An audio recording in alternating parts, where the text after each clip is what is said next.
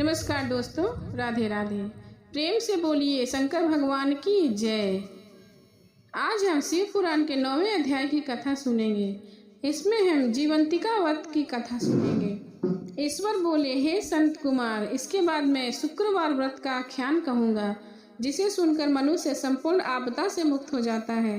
लोग इससे संबंधित एक प्राचीन इतिहास का वर्णन करते हैं। पांडव वंश में उत्पन्न एक सुशील नामक राजा थे। अत्यधिक प्रयत्न करने पर भी उनको कोई पुत्र नहीं हो सका। उसकी सर्वगुण संपन्न सुकेशी नामक पत्नी थी। जब उन्हें कोई संतान नहीं हुई तो वह बड़ी चिंता में पड़ गई।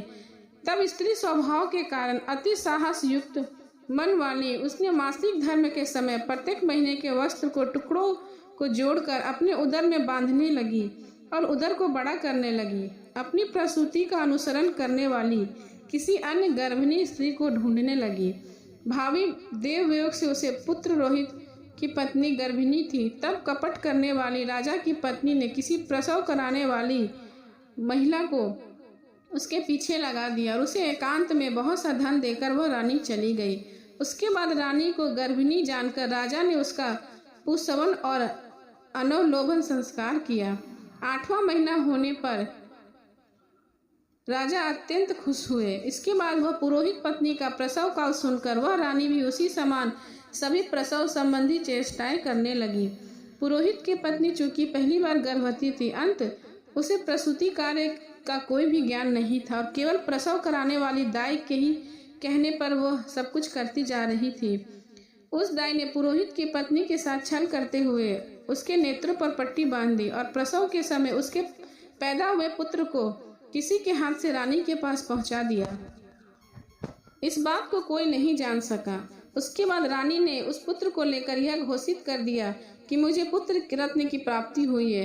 इन सब के बाद दाई ने पुरोहित की पत्नी की आंख की पट्टी खोल दी। दाई ने अपने साथ मांस का एक पिंड लाई और उसे दिखा दिया कि तुझे यही पैदा हुआ है। पुरोहित की पत्नी को बड़ा आश्चर्य तथा दुख प्रकट करने लगी, यह कैसा अनिष्ट हो गया, और कहने लगी और रोने लगी। अपने पुरोहित पति की इसकी शांति जरूर करवा लेना। कहने लगी कि संतान नहीं हुई तो कोई बात नहीं, पर तुम जीवित हो यह अच्छी बात है। इस पर पुरोहित पत्नी को अपने प्रसव के स्पष्ट चिंतन से बहुत संदेह हुआ। ईश्वर बोले, राजा के पुत्र जन्म का समाचार सुन। जात कर्म संस्कार कराया, ब्राह्मणों को हाथी घोड़े तथा रथ आदि प्रदान किए। राजा के कारागार में पड़े सभी कैदियों को प्रसन्नता पूर्वक मुक्त कर दिया गया। उसके बाद राजा ने सूतक के अंत में नामकरण तथा सभी संस्कार किए। उन्होंने पुत्र का नाम प्रियव्रत रखा।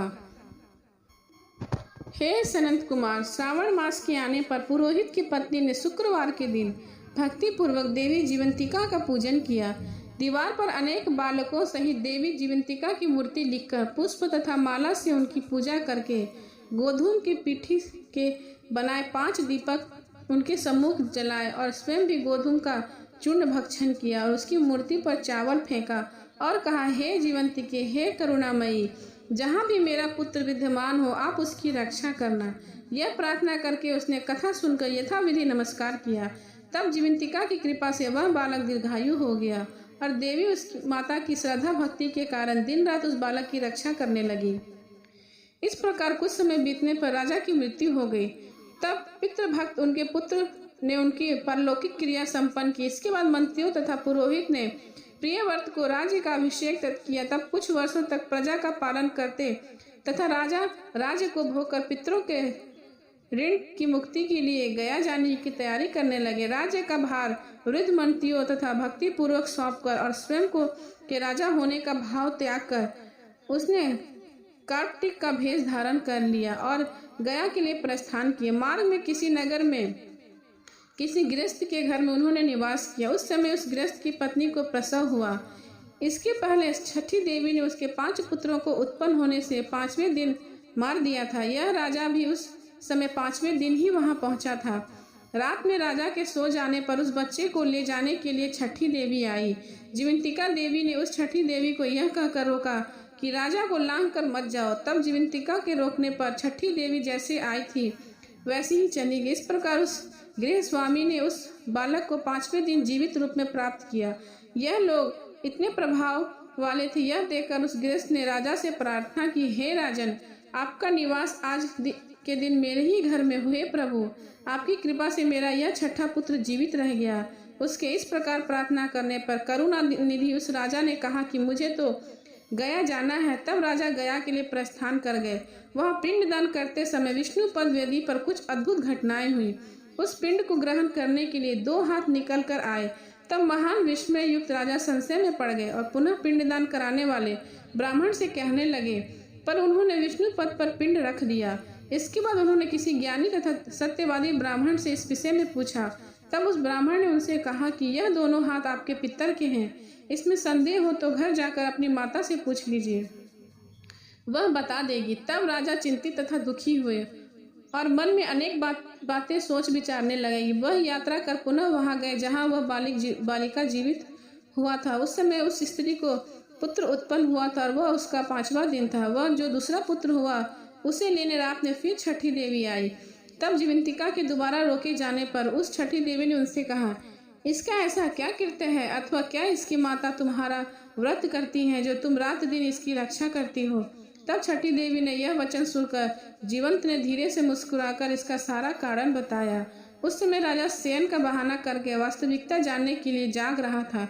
अंत उन्होंने जीवंत और छठी दोनों की बातचीत सुन ली। जीवंत ने कहा, हे छठी, श्रावण मास में शुक्रवार को इसकी माता ने मेरे पूजन में रत रहती थी और व्रत के संपूर्ण नियम का पालन करती थी। वह सब मैं आपको बताती हूँ। वह हरे रंग का वस्त्र तथा कंचुकी नहीं पहनती और हाथ में उस रंग की चूड़ी भी नहीं धारण करती।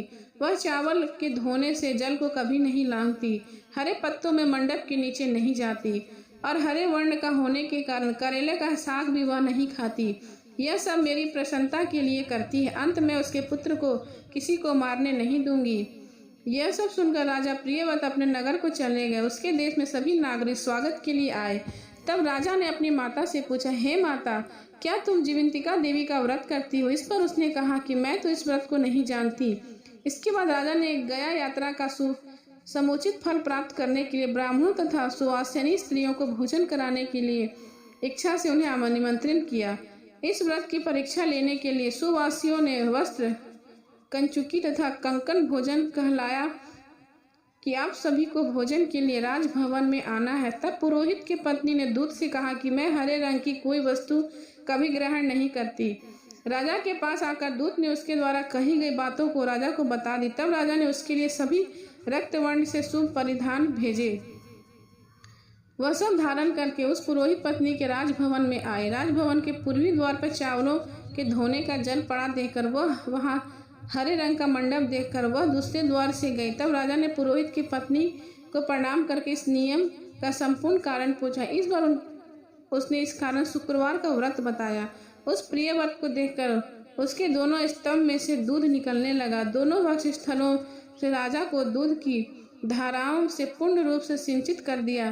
तब वह गया में विष्णु पद पर निकले दोनों हाथों जीवंतिका तथा छठी दोनों देवियों का वार्तालाप तथा पुरोहित पत्नी के स्तनों से दूध निकले के द्वारा राजा को विश्वास हो गया कि मैं इसी का पुत्र हूँ। उसके बाद पालन पोषण करने वाली माता के पास जाकर विनम्रता पूर्वक उन्होंने कहा, हे माते, डरो मत, मेरे जन्म का वृत्तांत सत्य सत्य बता दो। यह सुनकर सुंदर केशों वाली रानी ने सब कुछ सच सच बता दिया। तब प्रसन्न होकर उन्होंने जन्म देने वाली माता पिता को नमस्कार किया और संपत्ति से वृद्धि हो प्राप्त कराए। वे दोनों भी परम आनंदित हुए। एक दिन राजा प्रियव्रत ने रात में देवी जीवंतिका की प्रार्थना की, हे जीवंती, मेरे पिता तो ये हैं, फिर गया में वो दोनों हाथ कैसे निकल आए?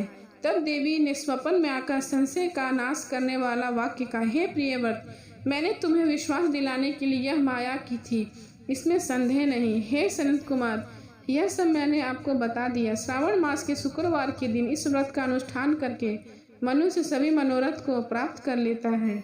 प्रेम से बोलिए छठी माता की जय। इसी तरह से श्रावण मास के महात्म के 10वें अध्याय की समाप्ति हुई।